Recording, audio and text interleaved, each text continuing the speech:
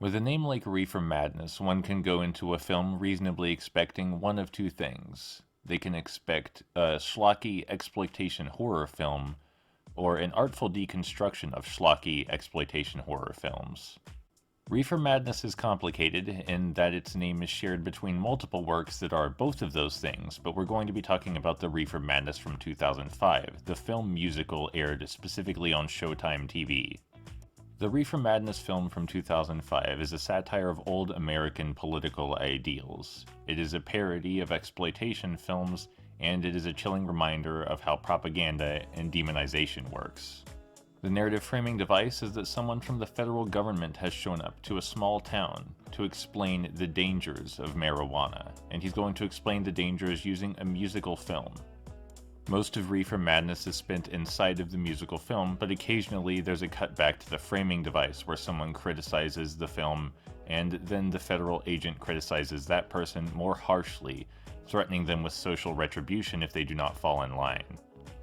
Reefer Madness succeeds excellently at pretty much everything it's trying to do. It is relentless in its mockery of old American values while still drawing attention to those pitfalls and how they may reappear again in modern society, and already have in some regards. The parody of musical theater is perfectly on point, with ostentatious acting, over-the-top character drama, and so much emotional nonsense. It is exactly as functional and beautiful as musical theater while constantly taking stabs at its own genre. There is a lot to unpack about this film as a whole and its artful criticisms and celebrations, but in this video we're mostly going to focus on one particular scene and song that stuck out to me a bit more than the rest. So without further ado, let's get on into the meat of this thing.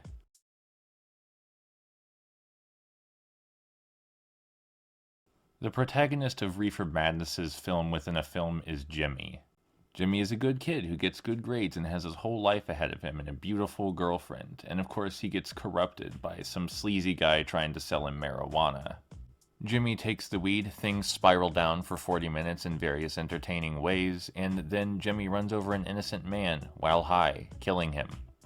It was an accident, of course, but Jimmy still killed a dude, and he's now at his lowest point.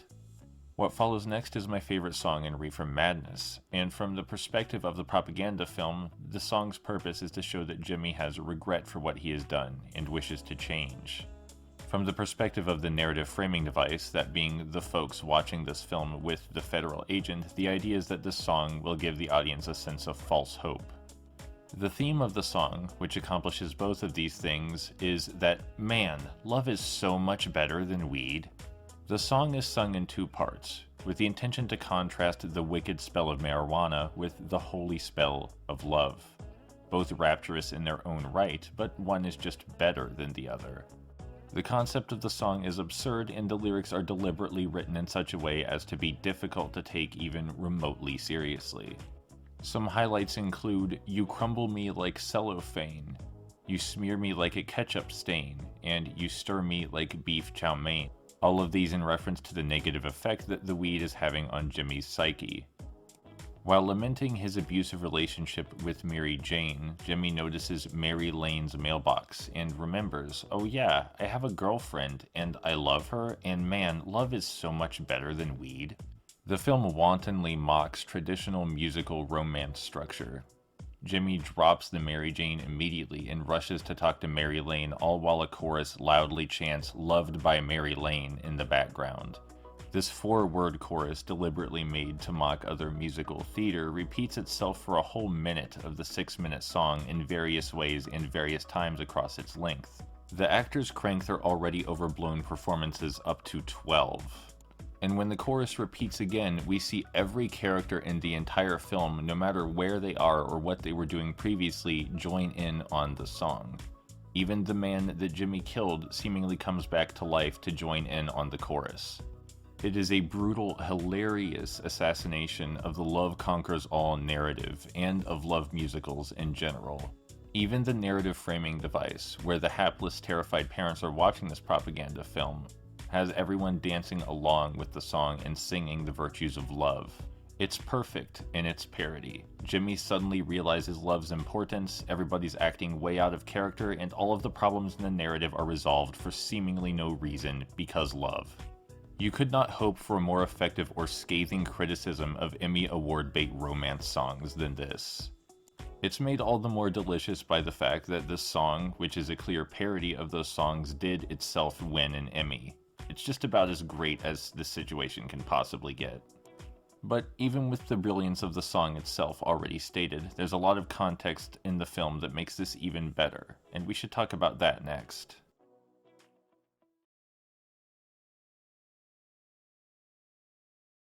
Throughout the duration of the film up until the love song, Jimmy's love interest Mary Lane plays very little role. She gets introduced and then they almost never interact. She's basically just there to make Jimmy seem more sympathetic to the people that the federal agent is trying to sway. She is a token character in a terrible propaganda film that is meant to demonize marijuana. The lack of meaningful exploration of Mary Lane's character and the superficial nature of the relationship make the scene where Jimmy suddenly decides that Lane is worth everything all the more humorous and unreasonable. It is cloying, comically incompetent romance at its best. Another flawless success in Madness Reefer's brutal criticisms and excellent writing. The scenes immediately after the love song are even better, digging into brutality much further. The federal agent addresses the audience watching the propaganda film and asks basically what they've learned from that scene. One of the characters answers essentially that love conquers all. Anyone would answer the same thing, but the character is then mocked for his answer, for believing such a stupid thing. In universe, the character is being mocked for believing that love has the power to conquer marijuana. The scene was intended to give the audience false hope. So that way the federal agent may dig in even more the horrors of weed. Out of universe, we as audience members are being mocked for buying into similar fiction where the schlocky love conquers all narrative is played entirely straight. It is beautifully succinct snark on 3 entirely separate levels. Back in the propaganda film, the very next scene after the love song shows Jimmy trying to quit weed, but then he promptly is tricked into eating a weed brownie and goes a bit nuts with it.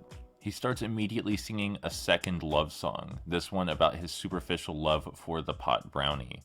It's as though the film is saying, this is what your love conquers all narrative is worth. This is what your happily ever after superficial garbage is like. How transparent it is, and how meaningless it is. The man Jimmy killed is still dead, none of the conflicts are resolved, and you are an idiot for believing that a spontaneous epiphany like that could change anything. It's a brilliant, merciless send-up of just about every single element involved in the situation. But you know, in spite of how humorful, artful, and effective all of this is, I think I'm gonna have to side with the schlock on this one.